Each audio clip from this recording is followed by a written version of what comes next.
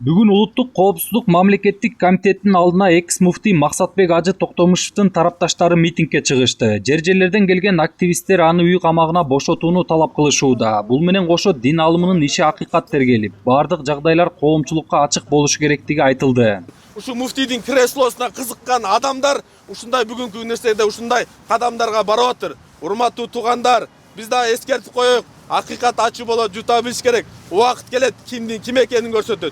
Чубак Ажыны да ушундай кылып кетиргезиңер. Чубак Ажыга да ушундай жала жапказыңар. Бирок ак ийилет, бирок сынбайт туугандар. Чогулгандар колдоруна түрдүү плакаттарды көтөрүп алышкан. Анда Максатбек Ажы эл сыймыгы, ага боштондук деген өңдүү жазууларды көрүүгө болот. Митингге чыккандар бири-бирине эскертүүлөрдү берип, провокацияга алдырбоого чакырып жатты. Тынчтык жолу менен гана акыйкаттуулукка жетебиз деген жаштар болуп өткөн окуя аркасында дүйнөгө шерменде болдук деп жатышат. Бул саясий чечим деп билебиз, саясий бир оюндар болуп атат деп ишенебиз. Себеби ушуга чейин ГКНБ өзгөчө ушундай ыкмаларды колдонуп, бир эмес эки муфтийди муфтийликтен алып түшүп, бирөөнөн дагы кечирим сураган жок. Бирок жала жаап, мусулман эмес дүйнө жүзүнө шерменде кылган бизди. Бүгүнкүгө чейин ушундай нерселер болуп келатат, биз ошого каршыбыз. Эртең менен башталган нааразычылык акциясына алгач 30-40га жакын адам келишкен. Түш ооп калган кезде алардын саны көбөйүп, митингдин багыты жандана түштү. Улуттук коопсуздук боюнча мамлекеттик комитеттин алдына чейин жөө жүрүш жасашып, талаптарын сүрөөн менен айтып барышты. Максат Дамлага баштандык! Баштандык!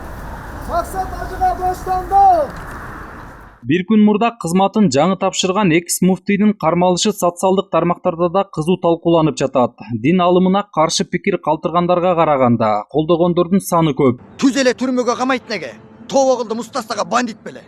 Үй камакта сурачуну сурасаңар, уятсыздар бир нерсеңер кемейт беле.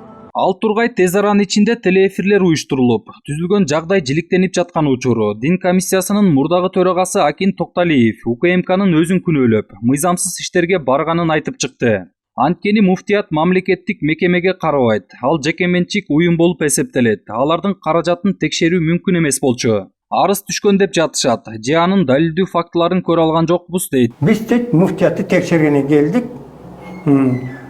Бизге арыз түштү. Арыздын негизинде финансылык каражатыңарды кандай сактап атасың, кайка жеп атасың, уурдап атасың, жокпу, ошону текшергене келдик деди.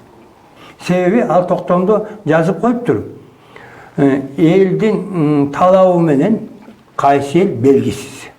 Бүт бара кылып аткан иштердин баары мыйзамсыз болуп атат.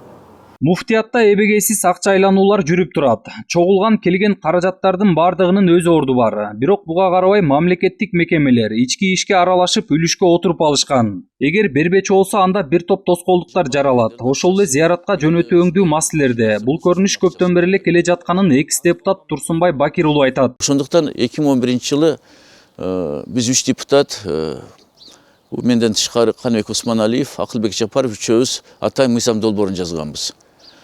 Ажы зыяратыны, умра зыяратыны өкмөт эмес, муфтият өткөрсүн деп.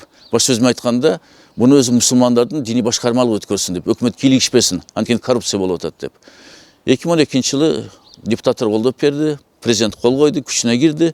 Бирок ошондон кийин да мен муфтийлердин арыздарын уктум, эски адат калбайт дегендей, кайра эле ошо коопсуздук министри, ички иштер министрликтер, башка мал чиновниктер баары ушул ажы умра зыяратына киришип, өз долясын талап кылып аткан экен. Бул жерде бийлик менен муфтияттын тирешүүсү болуп жатат. Ал эле эмес, муфтияттын ичинде да ички интригалар бар. Улуттук коопсуздук мамлекеттик комитет Токтомушевга карата компромат маалыматтар бар деп билдирүү жасады. Андай болсо бир экөөсүн ачып коюш керек болчу. Анан эле эч нерсе ачыкталбай, бүдөмүк ойлорго кептеп камап койгону туура эмес дейт экс-депутат. Муфтияттын акчасы бул жеке коомдук бирикменин акчасы.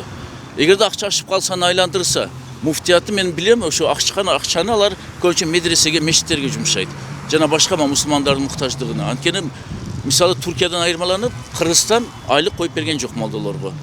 Мамлекет бир тиңде бөлүп бербейт муфтиятка. Туркияга окшоп. Туркияда бүт барча мамлекет эсебинен. Ошондон булар айландырып, ушу өзүнүн тешиктерин, жыртыктарын жабазып атса, бул жерде тура эмес айландырдыңар дейт. Эмне? Ушу кармаган тергөөчүлөр билеби кандай акчаны айлантырыш керек муфтияттын.